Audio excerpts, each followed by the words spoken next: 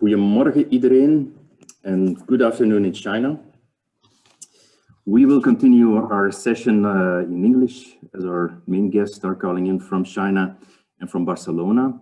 So welcome Heriberto and René, both managing directors at BRINC Accelerator. Of course, welcome to everybody who's attending this webinar today. My name is Erik Keustermans. I am a project manager at startups and antennas at POM Limburg.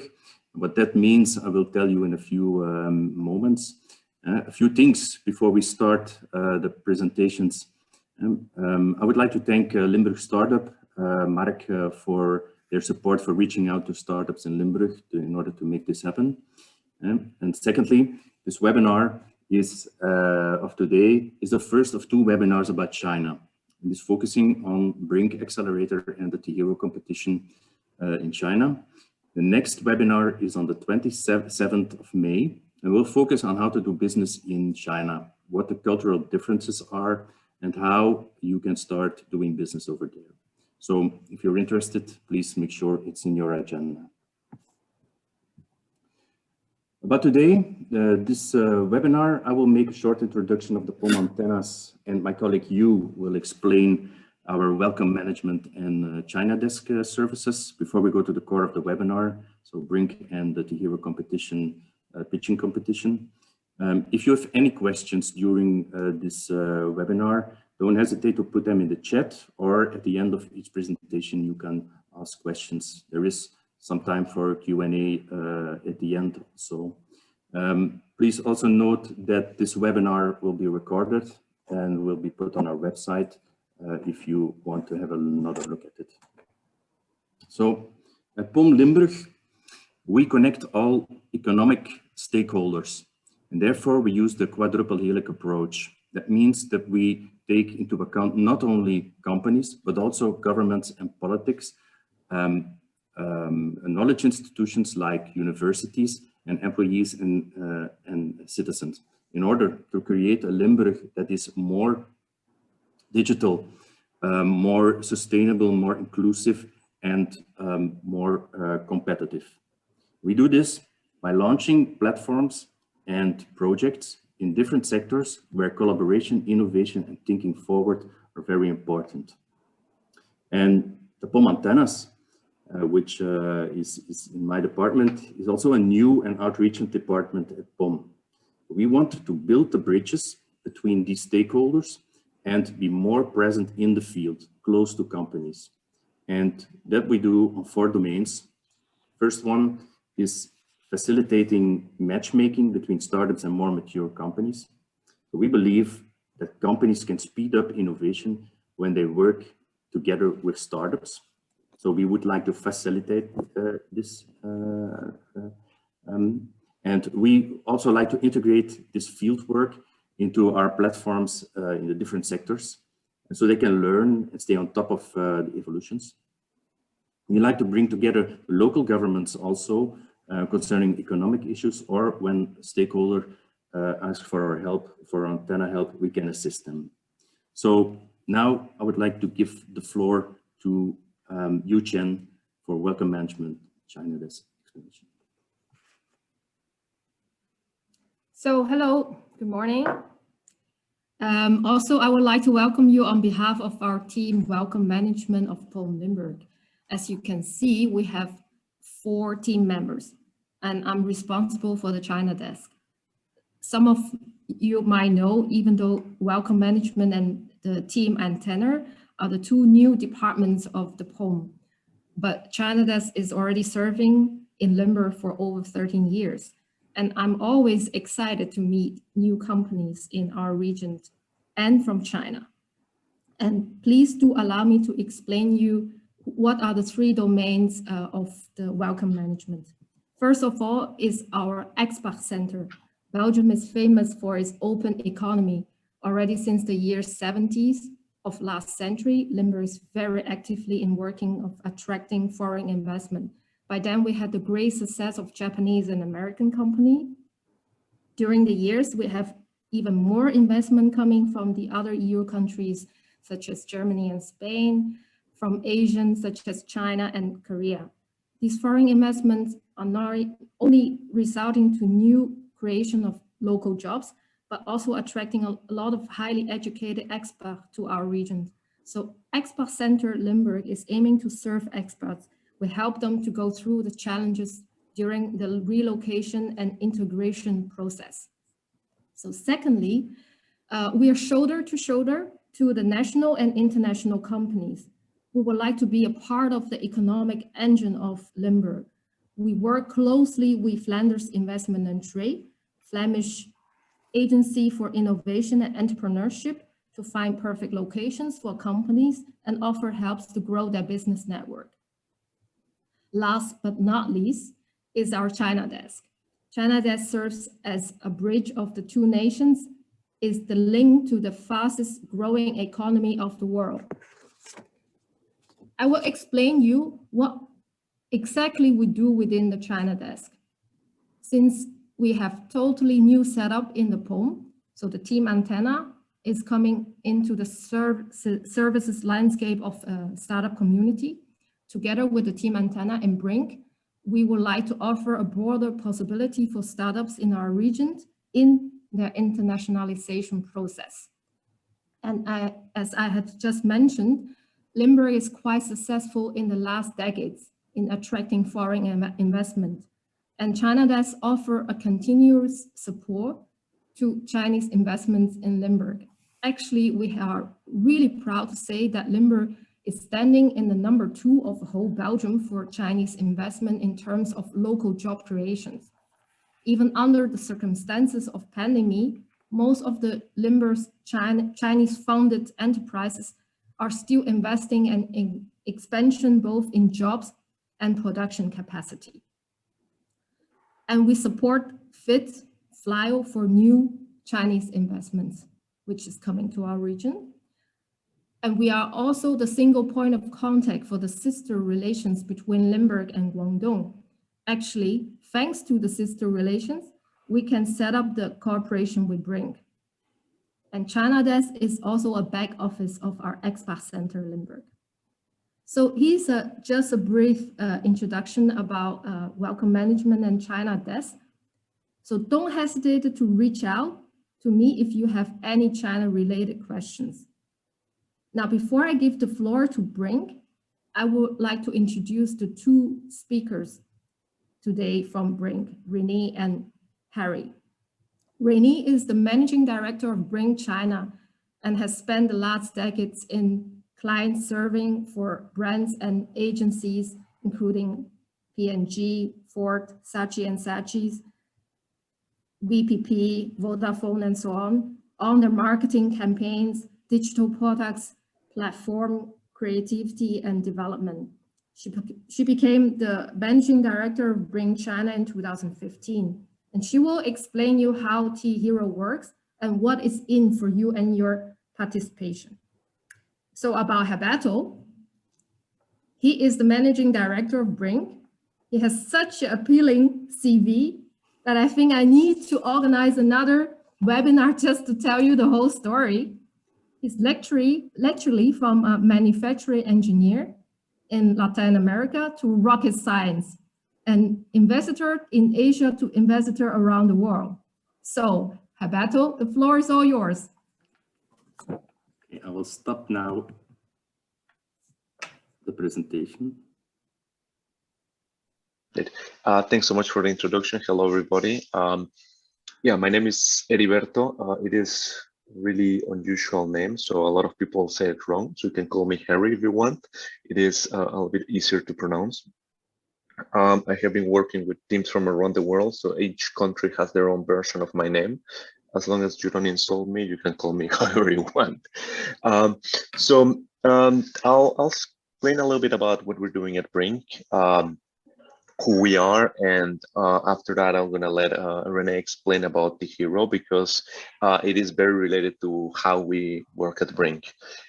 BRINC, it is a venture accelerator. We are relatively new to the market. 7 years ago, there was no BRINC. It started in Hong Kong as a small office, and now we have grown quite a bit. So What we want to do, we want to empower game changers. We want entrepreneurs who are building valuable business.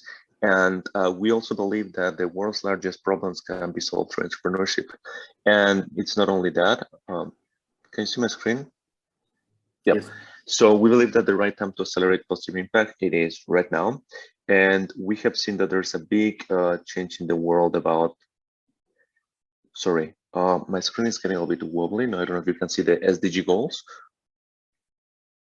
Yeah, okay, Yes. cool. So we believe that the world needs to get a fix. We have a lot of problems, and we have seen that the SDG goals are like a really nice guide for us, right? And it's not the only ones that has been doing. We can see great companies that have been really successful commercially, like Beyond Meat, that they just got a Series A that made them 400x to the investment before their IPO. We also have seen there was a big brand above that. It was Tom's. There was, you buy a shoe and they were giving a shoe to another people in need, and they were buying out the investors. So based on just a couple of the different cases that are out there, we can see that you can do good and you can do money, and entrepreneurship can be a way to do it, right? And that is what BRINC has been aiming to do. We started investing in IoT, and then around a year and a half or 2 years after we started, we decided to take a look at our branding, and we realized that we have been investing with our heart into key categories that help the world to make a better place. So we decided to take that and the strategy from the SDGs, and we consolidate it into our investment strategy, and we do it how we feel. Anything that will make us feel better, medtech, health tech, where we live. That means smart cities, smart communities, improving the use of water, how we eat. Something as simple as choosing a product made from a certain meat or making a meat alternative will have a big impact in the world, will have also a big impact in the ecosystem, and also how we move.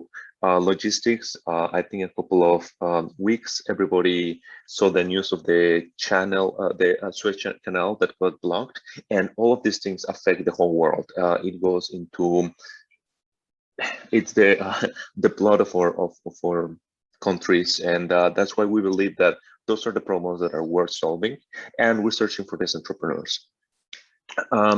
We have also signed the United Nations Principles for Responsible Investment, so we are very motivated, and we actually did in last year's Web Summit event a commitment. We're going to be investing in the next 5 years in 1,000 startups that are going to be aiming to solve the problems that the world is right now having. And by that, we are doing wellness, robotics, agrotech, drones. So our umbrella, it's quite wide. Something you will not see here in our portfolio, it is dating apps. I'm sorry, we're not investing in Tinder. We're not investing into social medias. We believe that it is not what we want to invest in. And you also are not going to see anything that has to do with increasing the production of mass murder of animals, right? So for example, what we want to do is step away from a lot of agri-tech solutions that improve the way that, for example, we can cattle or something like this, because we believe that it will lead to a more unsustainable world. A little bit about who we are. We have right now a market value of over 450 million from our companies. We have up to date 35 millions of under management. We have worked with over 150 companies, so that means around 350 founders that have been working with us. We have worked with governments, corporates. We have right now more than 15 accelerator programs around the world. We are very strict on the things that we select, so our acceptance rate is quite small. Our teams after the program, more or less around 8 months after the program, they have an average raise of $800,000 US. And we have hundreds of investors and partners around the world. How we do that? And this is also one of the reasons why I like your slide that you were talking about how you cooperate with different partners in Limburg, and that's similar to what we do. We believe in corporations play a massive role on helping the companies scale. Many times the solutions get acquired. Investors, cash is the fuel that makes the startups move forward. Strategic partners, it can be a network of corporates, government agencies, vendors, and also like the game changers, the entrepreneurs by itself.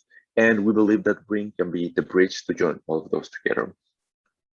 Where we located, I was telling you, like 6 years ago, we were a small office in Hong Kong. And in the last 3 years have been a crazy explosion. Just to name a little bit of stories, we expanded to 2 new offices during a pandemic, so that was fun. We have now offices in Shanghai, Guangzhou, where Renee is located, in Singapore. We're launching a new program for food tech and medtech, in Sydney, where we have our one of our biggest LPs, and also we have a clean energy program. In India, in Kochi, in Manama, in Bahrain, we get our Middle East hub. Post-then, we launch a program for industrial IoT. I'm located here in Barcelona. We are planning to use it as a European hub to see how we can expand across the continent. And one of our founders moved to San Francisco at the beginning of last year to be able to expand our fundraising efforts. Around 70% of the Series I's in the world come from San Francisco. So we decided to, as our teams are growing, we should be able to provide them the support that they needed, right? So that is in the map where we are right now. We have over 15 accelerators, as I was saying, in Hong Kong, Poland, India, Australia, Bahrain, and China that are currently running. We have others that are in the planning. The one of Singapore, we're going to be running it later, and we have one in Dubai and one that we're going to be launching in Oman soon. But these are still just in the process, so that's why we're not highlighting them here. Over 150 startups in different categories, just a bunch of them showing here. A couple of them that it's important to highlight is Avant. This is a team that it is incredible. They're doing cell-based seafood. Instead of like depleting our oceans, what we believe is that you can take a couple of cells from a certain fish and you can generate the food that you want. They're already close to pre-series A, and it's incredible. Like the food, it stays really good. Another one that we really believe it is Cali. It's cell-based cotton. This company recognized that we spent a lot of water and a lot of like energy, and we create a lot of CO2 because of the fashion industry.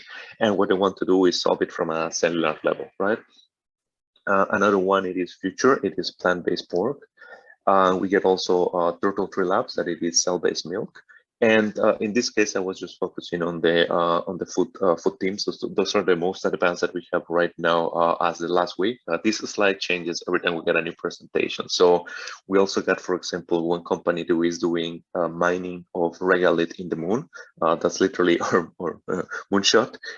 They're in Australia. We have another company who's doing solar panel cleaning for everybody's trying to do like alternative energies, but this company decided, instead of like going for the gold rush, selling the shovels for the gold rush, right? So I can keep going on and on, literally for over 150 companies, but just to give you an idea of the ideas that we are very interested and excited about.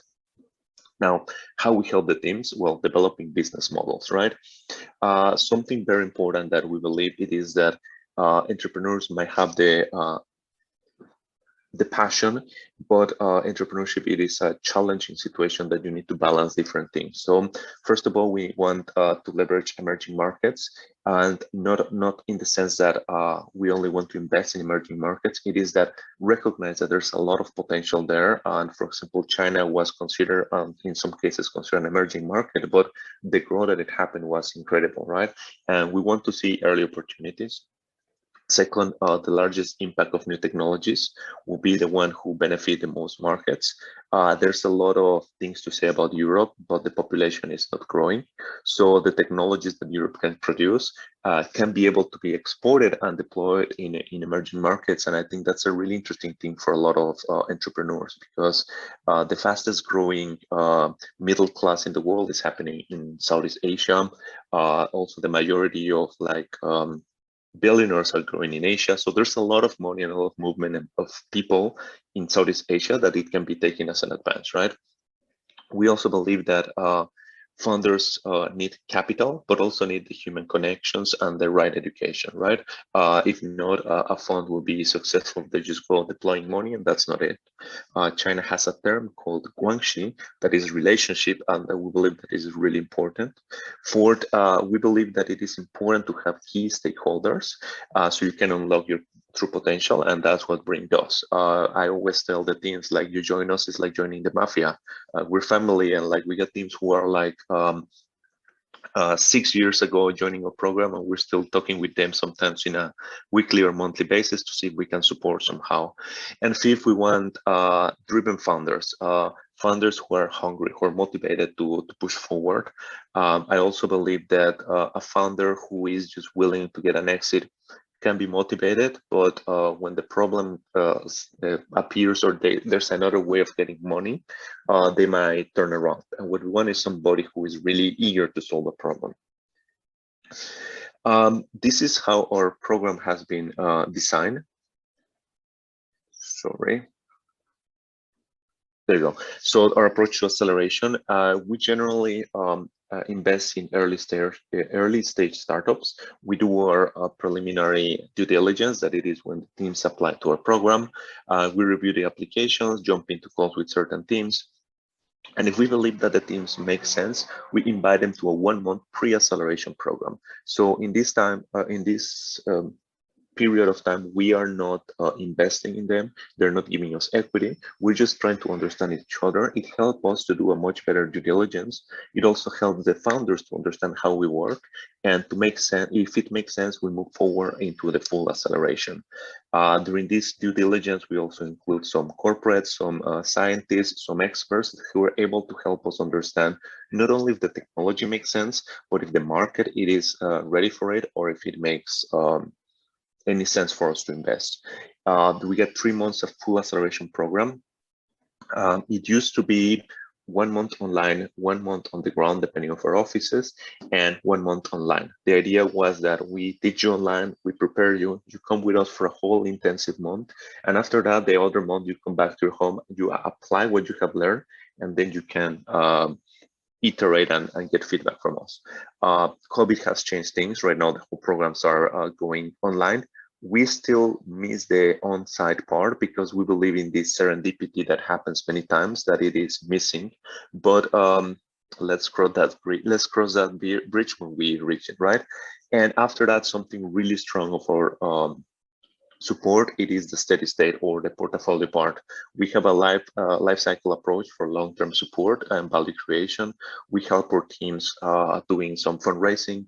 We have done seed, pre-seed, Series A. We even help one of our teams to the whole exit strategy. So we are all hands in. We had also a nice network and community of founders who support each other. Every month we got 2 sessions. One of them is Founder Hour. All of BRINC founders gather together in a virtual room, and they start to share about their experiences, questions, and everything. And another one we got is mentor sessions. So you're like kind of like a master classes by key people in the network that can give some value to our founders. Overall, we provide education, funding, expertise, mentorship, network. We have a couple of perks that we can provide. We also have some services. As you was explaining, I'm a PhD in aerospace engineering. I was working in manufacturing too. So I support the teams when it has to do with, for example, design of their prototype or redesign. We have other people in our offices that can also help. Simon, who's also in China, has done a lot of mass manufacturing manufacturing support for our team. So when they come with a prototype, how we can help them expand. And also our network of corporate partners is somebody, it's something that can support somebody who wants to reach into certain markets. We bring a global accelerator experience, and we also get value-added services that come with a very strong value proposition to support our teams. I'm not going to go and explain all the details, but we have helped the teams from product discovery, DFM, it's design for manufacturing, prototyping, mass production. We have supported in getting certain things during their R&D stages, and also how we can do from a go-to-market strategy. These are our headquarters in Hong Kong, in the center of Hong Kong Island in PMQ. If you are there, feel free to visit. That's it. I'm happy to answer any questions you might have about BRINC. Renee will go more deeper into one of our key events that it is the hero, but at the moment, that is BRINC, and I'm happy to answer any questions you may have about us. Maybe I have a question. My name is Sure, Mark. My name is Mark Brienes. I'm the community manager of the startup ecosystem in our region. Really interesting presentation. Impressive ecosystem you have built with BRINC. I have a question about the 150 startups you facilitate. How do you acquire them? Is it locally from the local offices, or is it or do you support them internationally? Do they have to take a seat in Hong Kong or in the different Perfect. buildings? That's a great question. We recognize, first of all, Hong Kong is a very small place, right? So early in our career, we realized that if we wanted to invest, it's not the best way to do it locally. So we have always been very international. Hong Kong also has the advantage that it is not a fiscal paradise, but has some of the advantages, right? So you also get common law, and you have the possibility to open a bank account and a company literally by mail. So we have been able to kind of like support a couple of teams that are international to open a branch in Hong Kong, especially if they want to do manufacturing in China or go to China. It's a good way to kind of like test the waters. But we have teams from over, I think now it's 45 different countries. They don't have to be located in Hong Kong. We have played with different jurisdictions. We have Australia, Singapore, Delaware, Hong Kong, UK. We have a couple of European jurisdictions. We get a couple of German, Polish, Portuguese, French. So it doesn't really matter for us that much. We just need something that we can understand. We had one team who was Russian. It was difficult. We asked them to please move to UK. So that was at least easy to understand for us, right? So we are very flexible. We understand that entrepreneurs come in different shapes and colors, and we know that each case is different. So in that sense, we're very flexible. And the advantage that we get is because we are spread around the world. We're literally covering every time zone. There's always one BRINC person awake. So if I'm right now in Europe, if my teams need to do something in Europe, I can communicate with them, align with them, and start to expand our network here. If somebody needs something in China, we can support them. So that has given us kind of the flexibility to invest in teams with different structures. There's a limit to our flexibility, but so far we have had a very happy startups, and we're able to support them in different markets. Okay. Do you also support Belgian startups already?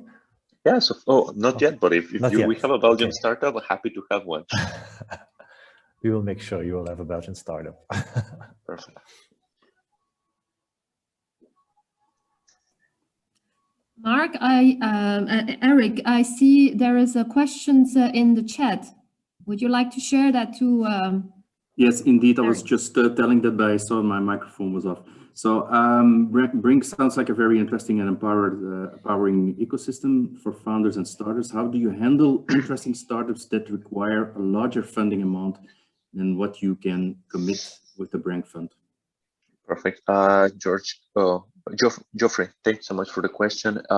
So what we're doing, we get two different approaches. Some of them, it is we are raising our own fund because we see that there's a lot of great teams out there that we want to invest. So hopefully we're going to be able to handle these larger rounds. Sorry. Number two, it is some of our programs, the Australia, the Singapore, and the Hong Kong one, we have the ability to do follow-up thanks to our LPs. So these LPs are going to be able to deploy. So we talk with the team. Sometimes we have gone into a safe that it is a cap or with a discount that we can be able to invest our small round, but then the LP can be able to deploy.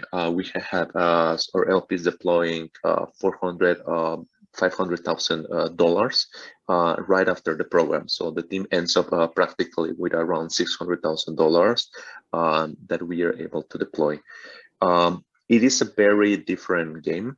So it has been more opportunistic from our side, trying to get the teams, not something that we're hunting constantly, because we know that also scaling a company from 1 to 200, it is easy in a way, but if you start to go to 200 or to 3,000, you go to do Series A, you need different set of skills, different understanding of the market. And we don't want to just enter in a round or support a team if we don't really have the availability to help them. Sometimes what we have done with the teams, it is if we believe that we can provide support, mostly for big rounds, thanks to our network, introduce them to some mentors, to some, sorry, not mentors, investors, or to some key strategic partners, we might be able to tie ourselves in equity based on milestones, but that is on a very case-by-case basis and determine of what the team needs, and if we really believe that we can support them. Okay, thank you, Heriberto. I have a question regarding startups that might be interesting to apply for your accelerator, but only see in Europe their first steps. Do you support those startups also? Yes, so we launched our first program in Poland to be able to support European startups. Since the beginning, actually our first startup was a German startup, Brenner. So we have always recognized the power and the imagination of European founders. And that's one of the reasons why after living in almost 12 years in Asia, I decided to move to Europe so we can expand our network and support European entrepreneurs. We're right now working with a partner here in Spain to see how we can also expand and create a program focused on deep tech startups. More of these maybe to come in a couple of weeks, but that is something that we can help. I also I like to help teams. So if you ping me, I'm be happy to kind of like jump into a call with you, see if I can do some small mentoring, some chat to see if I can provide some feedback. So it can be something as one time with me that we might be able to discuss something from the technical aspect. I generally help the teams from a very technical aspect to, as I was saying, I started as an engineer and now I'm an investor, so I can work both worlds. So many founders have the problems of how to translate these technical or very hard mathematical or physical processes into how you can sell it. So I have helped teams in this aspect, all the way to maybe invite you to one of our programs, even if you're in Europe and we're running a program in Hong Kong. If it makes sense, we'll be happy to invest. Thanks to COVID, you don't have to travel, at least for the next 2 more cohorts. So that's a lot of things that we can support you. Okay, thank you. You're welcome. Are there any further questions for Heriberto? If not, I propose that Renee shares her presentation. Perfect. Well, if you got any more questions, we can write them in the chat and we can chat later. Renee, yield the floor. Yeah, okay, sure.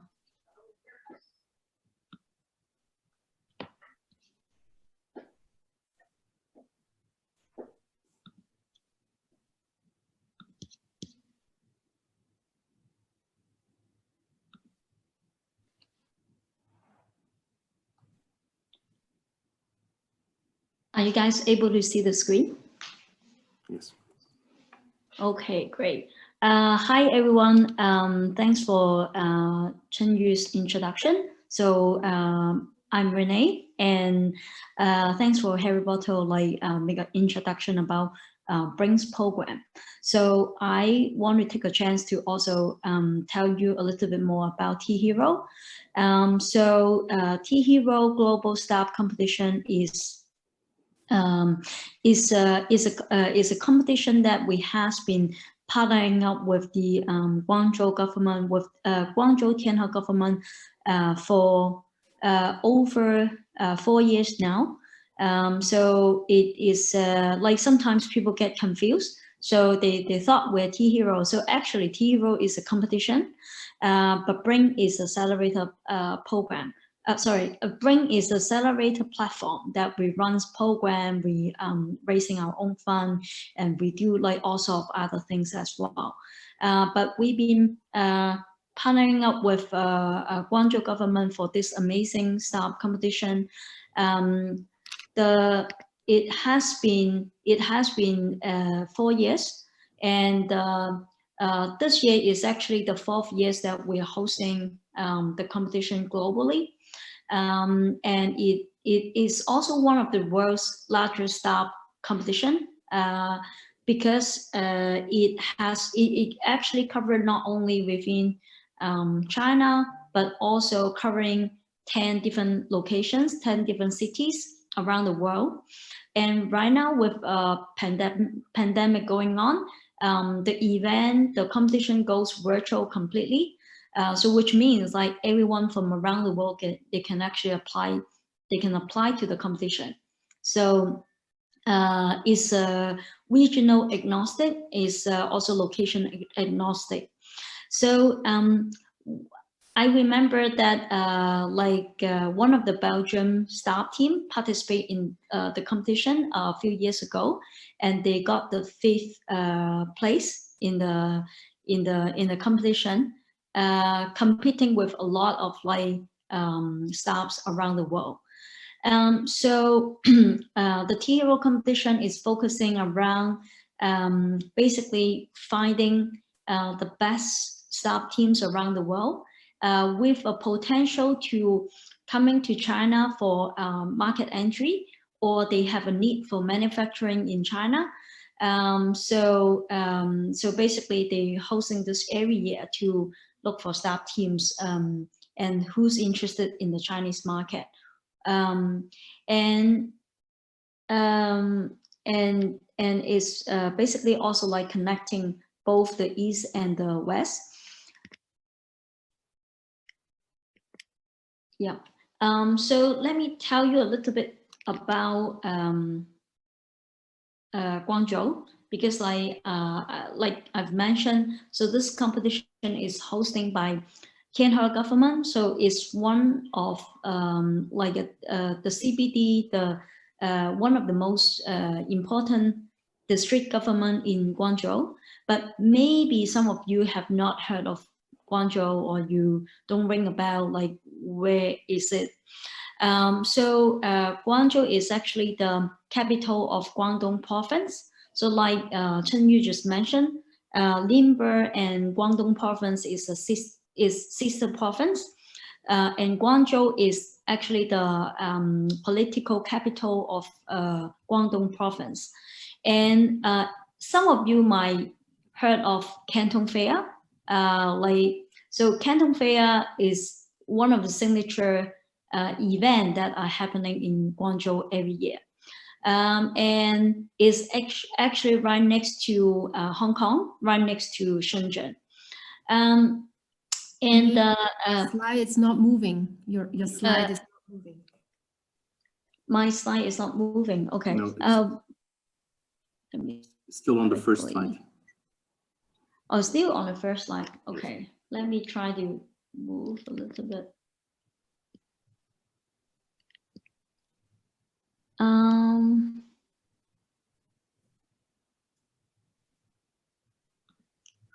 Okay. Are you guys able to see that? No, it's still. No, Renee, we still see the same T-Hero slider. Yep.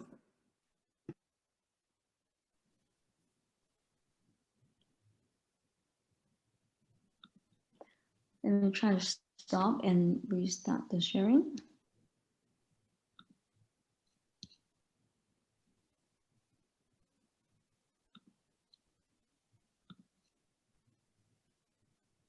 Are you guys able to see that? Yes. Oh, okay, perfect. Yeah, so I was talking about Guangzhou. Is right over here. It's actually next to Hong Kong and Shenzhen. Guangzhou is also known as like one of the oldest trading cities in China, and is also like filled with like a very long history and culture here as well.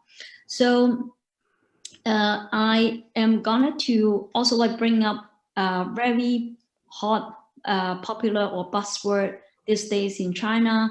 It's called Greater Bay Area. Some of you might have heard of it. Some of you might be like, this might be new to you. But basically it's very similar to the other Bay Areas around the world. It's a combination of like multiple cities. It is actually combining with all 11 cities around the area.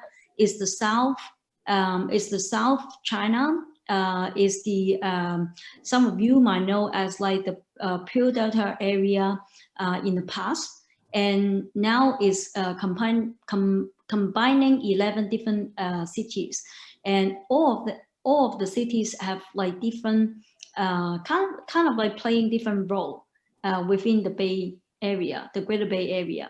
And the idea of that is like the Greater Bay Area together, it has a big enough population. It is gonna to be a big market itself. Not only that, is also like gonna to be the window for a lot of like staff teams, a window for foreign companies like who want to enter the China market. As you can see, you can also like see Hong Kong, Macau is also part of the Greater Bay Area. So it can leverage of quite a lot of like benefit, like Hong Kong's like legal system. It's also like finance system over there, and also like onshore, offshore. So it with cities like Hong Kong and Macau, this whole area is going to be a bit more like flexible, and is going to be fully open and innovative. So is with the China's planning, this gonna to be the one of the most important area they want to develop for the future, at least like 10 years. So yeah, so this is Guangzhou, and it's actually right in the Greater Bay Area. And if any of you are interested to like understand a little bit more about the Greater Bay Area, happy to share. Like if you have questions, like we can also like talk about it, and I can tell you guys about it more. But Guangzhou is gonna to play like a city of transport in the Greater Bay Area. It has more than 80 universities in Guangzhou, so it's gonna to be the main city for supplying a lot of like graduate students, a lot of like talents to the Greater Bay Area. And also is gonna to, because there are so many universities there, it can also like got a lot of like research and R&D from the university as well. So hopefully like this can help you understand Guangzhou a little bit more.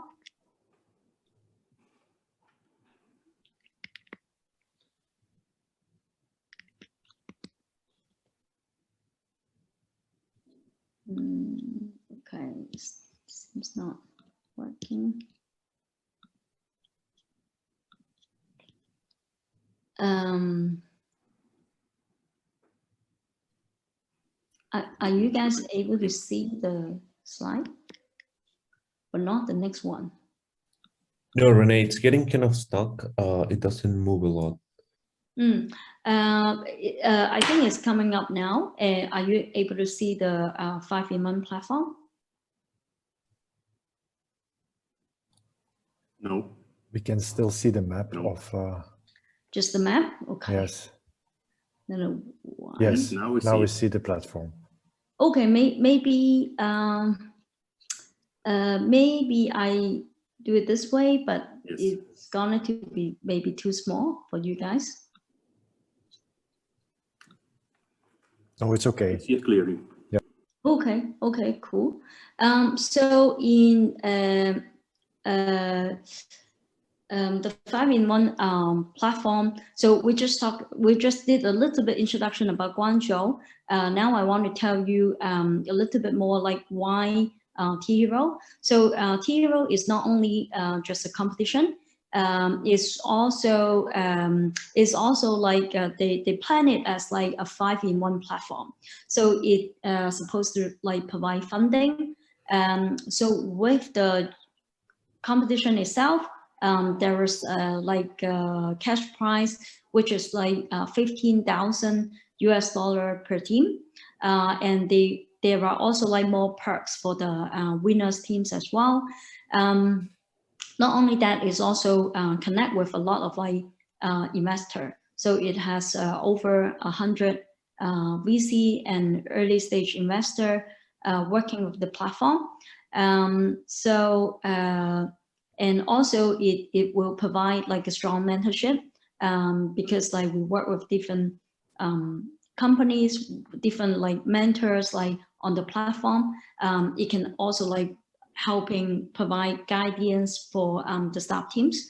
And there are also a lot of like incubator co-working space within Guangzhou. So with those tech park or incubator that T-Hero is working with, they are going to provide end-to-end incubation services to the staff teams as well.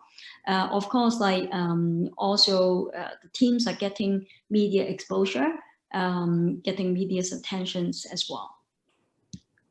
Some of the number from last few years. Actually, the main numbers for 2018 to 2020, there are over 1,400 staff teams apply to the competition, and over 1,000 media features. So it has like social media, newspaper, television exposure as well for the competition itself. Also for audience, because there are events offline and also like online as well. So accumulating, they got like great numbers of audience, and also getting like a global impression. I think number, it means like 5 million global impressions on the competition. So, and some of the event, like I mentioned for 2018, 2020, like we've been running different events. The kickoff event and also the semi-final events in San Francisco, Bay Area, New York, Toronto, Tokyo, Singapore, Sydney, Tel Aviv, Berlin, Paris, and also Seoul. Since last year, we actually moved the competition to just purely online. So there are a mix of like online event and also offline event. So for the competition itself, like they've done a lot of like networking event and also finals and semifinals. Here are some of the partners that we work with. So as you can see, POM is actually one of our global partners, one of the most important global partners for the competition. And we also have different corporate partners like Indiegogo, Alibaba, and also other cross-promote like partner competition as well, like Slingshot from Singapore, and also Street of Tech is also a global competition. We have like regional partners which they can provide support in different region, and also we work with different like media partners, services partner for the competition for the teams as well. And here are the finalist overview for the last few years. And as you can see, the vertical that the main vertical from retail, manufacturing, music, audio, health tech, medtech, sport tech, mobility, smart city, and also the new energy, industrial IoT. So it's actually covering a lot of like different vertical. And of course, like we did get a lot of like agri-tech, food tech teams applying to the competition and got into really good result as well. And here is some of the moments for the last few years. So as you can see, those are the offline event. While we can still run offline events around the world, really miss the time. But I think that we got to make it work. During COVID, we still gotta make it work. Like even we cannot run offline event. And here is also like some of the Guangzhou finals, when the team, we used to fly the top 27 team from around the world to come to Guangzhou to stay for a week. So in a week, they are not only participating in the final and competing for the top 10 and top 3, but they also like joining great events like Guangzhou International Innovation Festival. They also like get events that we can connect them with the investor, connect them with the local corporate, and also like connect with like the local government as well. So yeah, and we also like would take the sub team to actually see a lot of new things are happening in Guangzhou, in Shenzhen. So on the right hand side over here is actually we took them to see 5G lab, constructed by the Guangzhou Telecom. So it was like a very good experience for them. They can actually see like what are the main applications of the 5G, and also they get to test the driverless car over there as well. Yeah, so we used to do quite a lot of that, and we also the team also like get to go to Shenzhen, look at Huaqiang Bay, like one of the innovative hub, one of the innovative area as well. So yeah, so this is the last few years moments. And for this year, for 2021, so the application is not official launch yet, is not official open for applications yet, but the application will be open in June, and it will end on the end of August. So you can pay attention to the updates, and if any of you are interested, and you can definitely apply. And anything that you can reach out to this email for the TRO informations. And also on the right hand side is my WeChat. If anyone have questions, everyone use WeChat here. So if you do use one, feel free to add me if you have question. Cool. Thank you. And like any of you have any questions? Yes, maybe I have a question, René. My name is Mark. What kind of startups are you looking for the TRO competition? So for, hi Mark, thanks for the question. So for the vertical to say, is a vertical agnostic competition. So which means like anyone working on any interesting, amazing ideas, they can apply. But I do have a little bit suggestion because like, for example, in the past few years, I've seen companies that they are at the stage, they're working on maybe IoT ideas, which they work on both hardware and software, and they want to come around to the South China to look for maybe supply chain, look for manufacturing capability. I think that would be really good idea because that is, I think that's the right place to look. And BRINC also work with over 1,500 supply chain. I think Harry also mentioned that we have a lot of company to do mass manufacturing as well. So so actually that would be quite suitable, I think. Any other ideas are also welcome. But I've seen companies that working on in the past, maybe like e-commerce, maybe like digital solution, or purely like software solutions like app. Sometimes it because it require a lot of good understanding of the user behavior. So the design of the product might be very different from the foreign users and the China user.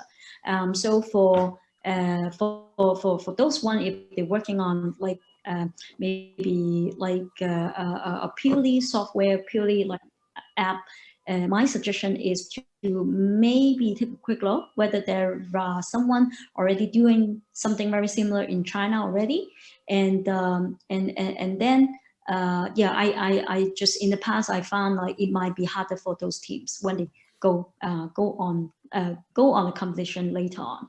But of course, like they still welcome to apply. And I think the good thing to applying the competition is not like sure, like winning is a good thing, but at the same time also learning, like if they really have an idea, they want to come into the China market, and they want someone to just quickly validate, or someone to give suggestion to them whether like that's actually market ready, or like is actually suitable for the China market.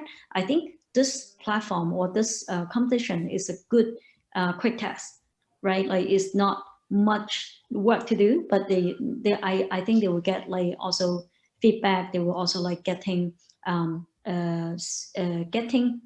feedback, and also like getting whether they are at the right, I think the right place, or maybe the idea is suitable for entering China. Okay, thank you. Thank you. René, I have a question. Could you tell a little bit more about the process for application? What happens? So you have a deadline, the end of August. What happens then? So usually after the application ended, we actually start the selection process slightly earlier before end. We start like digesting, filtering the applications, but it takes about a month time to process like all the applications post the deadline of the applications. And we will announce the semi-finalists for the next stage. And the semi-finalists like will also get to invited to do online pitching. So it's gonna to be like just an online pitching event. And after that, and we'll start doing the ranking. The process gets a little bit different from the past few years. The reason because like we want to design, we want to also like keep improving the process and tailor to the challenge of the COVID at the moment. So it is definitely like hard to compare with, you know, the past year. past few years. So, but the overall process will be quite similar to what I just mentioned. Okay, but you can, the opening of the application is in June. Yeah, so you it's can in start June. entering until the end of August. Yeah. Okay. Yes. Yes. Okay. Thank you. Thank you. Anyone else has a question? Renee, I have a question for you. Yes. So you say we will make the selection for the semi-final, and actually, who are these people? Are these people from BRINC, or you have also external experts to join you to do the evaluation?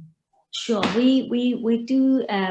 We always like invite external judges, external expert to make the selections together, because like it would be hard for. I think it would be hard for just ourselves to actually understand all the spaces, like all the area. Yeah, we do have external judges, and actually, indeed, there are more number external. I think BRINC usually would have also like internal expert to join the selections, but the number of external usually is much more than BRINC's resources.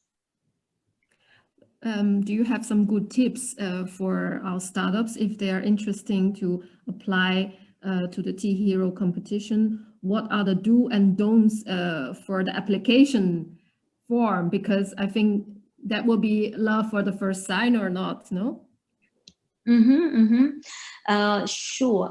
I think with all the application or any of the applications, not only to maybe the competition itself, but also like I think to the BRINC programs applications as well. Sometimes like there are questions there that are listed, and I think some staff team, when they reply, they just like reply very short. They reply with like a very short answer, maybe just one line, 2 sentences. The thing is, it would be very hard to understand the company if like if the staff team are not, because you need to imagine like it's a short limit of time, and yet the team would need to go through a lot of applications. So I think I'm not saying the longest you roll, the better chance you get, but maybe onto the point, right? Like when you reply, answer the questions like really onto the points, and provide numbers, provide figures, provide like examples, evidence that help. If you have traction, provide tractions, like help the team to get to know your company quicker. Get to understand like what kind of traction, what kind of stage you have. Maybe some of the team, they don't have traction, but you need to maybe provide a little bit more like on your unique selling point, or your maybe the unique selling point, defensibility. I think those are also like very important. So yeah, so just some quick tips. And sometimes like I see some teams, they leave like some of the answers blank, especially like sometimes like we ask like what else, or what other things that you would like to tell us. I think some of the team, they will just leave it blank, but I think that's actually a really good chance or places for you to tell the team or tell the judges a little bit more about your company. So I recommend fill up the application form with as much as you can, and also like onto the point. Okay, thanks.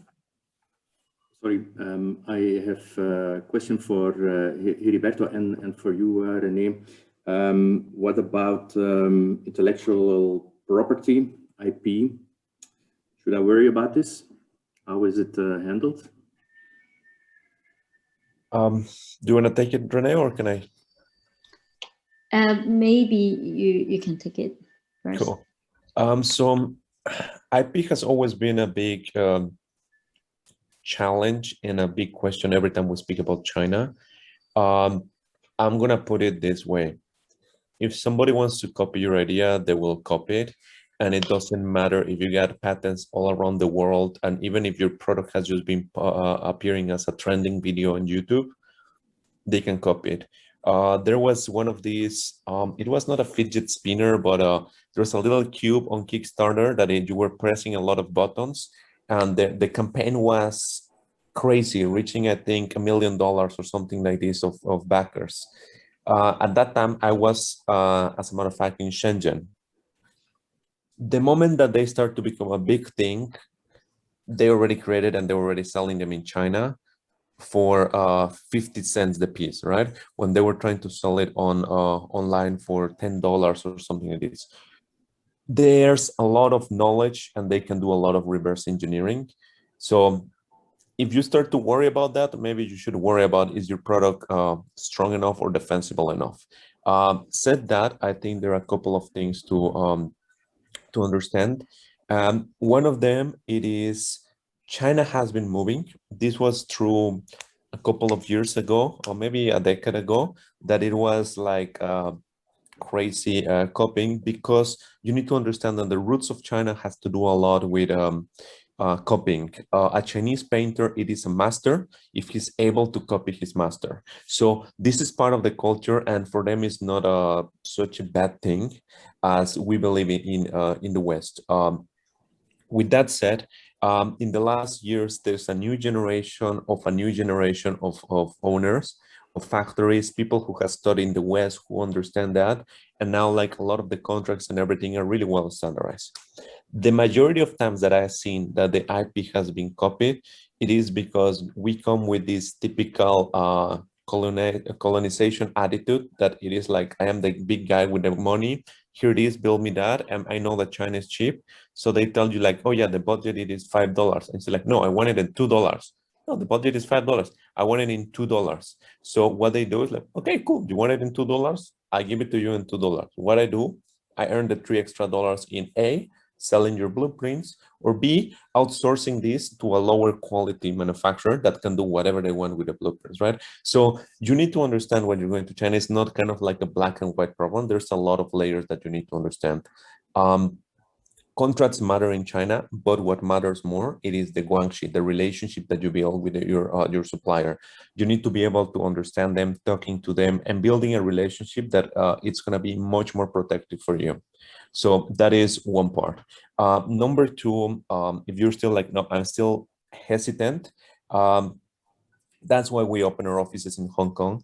A lot of manufacturers have offices in Hong Kong. Hong Kong uses common law, so you can negotiate, sign with them, and if something ends happening, you have the common law that it is in English. You're able to understand and appeal for these manufacturers in the Hong Kong courts. Number three, that I think it is more into the overall strategy of your company. I always use this analogy, right? I ask you, what do Apple users think about Android users? They don't think about it. They don't care. Why? Because they're so in love with the Apple ecosystem that I don't care that your new Android phone has 30 mega cameras or whatever. I'm happy with my iPhone, right? And this is this cult that you have to do around your product, because you need to build an ecosystem, you need to understand your market, and that is something that no matter how much somebody copies your product, if you get that's the mood that you can build that protects your product, right? The ecosystem, the partners that you get. China is really good at designing and manufacturing physical products, but user interface and the way that you can interact with the customers is completely different, because they're different cultures, and that's when you have to double down so you can protect yourself from competition. And not only Chinese, but overall, you might have the same product spinning from Estonia, Italy, or whatever. But if you understand the market and you're able to protect it, it doesn't matter what they're doing later, right? Because at the end of the day, IP laws exist, but you can see there's a lot of IP trolls. There's a lot of issues in the United States. So It's not about something in China, and it has been a really bad reputation. It might happen, yes, but in the last 10 years that I've been working with China, I have only seen it once, and it was, and I'm sorry my word, but this guy was, maybe I'm not gonna say the bad word, but you can imagine how this founder was towards the manufacturer, right? It was cheap as hell, so he didn't want to pay anything and fighting with them. So that will be my my key point here. I would like to add on to that as well. I wanted Harry to take and answer it first, because like it might be a little bit better, like coming from someone from Europe, and then but a couple cents that from me would be, I would say that even I'm based in China, but like I can see, like for example, Apple, they manufacture in China, they manufacture in Shenzhen. We have seen phones very similar to Apple, the case. So you like from the outside, it might look very similar. But however, it's not Apple. Like when you use the phone, you can tell immediately. It has no software. It does not support the system.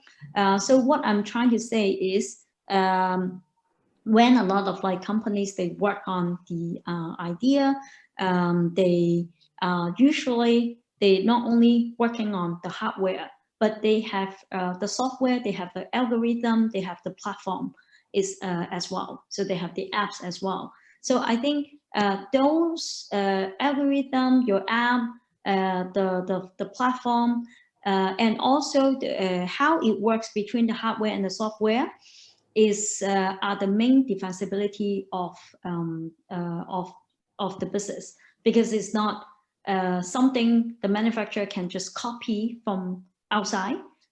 It's very hard for them to copy the software or copy the algorithm. A lot of company that we start working with in 2014, right at the beginning, for BRINC's like oldest cohort, and a few of them are actually working on smart variables, and they also manufacture in Shenzhen. Indeed, a lot of them manufacture in Shenzhen. They actually have not got issue, and they still manufacturing in Shenzhen today. They enjoying the benefit of like a low cost manufacturing, and at the same time, but the key is to being able to build up, like protect the algorithm, and also like make sure that you have a platform, not someone just can come in and copy, and they and then you will lose the business. Yeah, so I think is probably better than you thought. Like, but I do get that questions a lot too. I imagine. Thank you. I want to give also a little information. We have also in Europe, actually the EU SME Center, they have a IP help desk. If you guys need any support on that, please just reach out to me. I will send you their contact. Okay, great. Okay, are there any further questions? No? Okay, then we can end this webinar. Thank you, Heriberto and René, for your presentation. And thank you all for attending this webinar. I hope to see you the 27th for the second webinar concerning China. And if you have still questions about BRINC or the Hero competition, we are there for you, and you can reach us by mail or by phone. We will send the link to this presentation or this webinar to you. And so I hope to see you again next week. Bye-bye.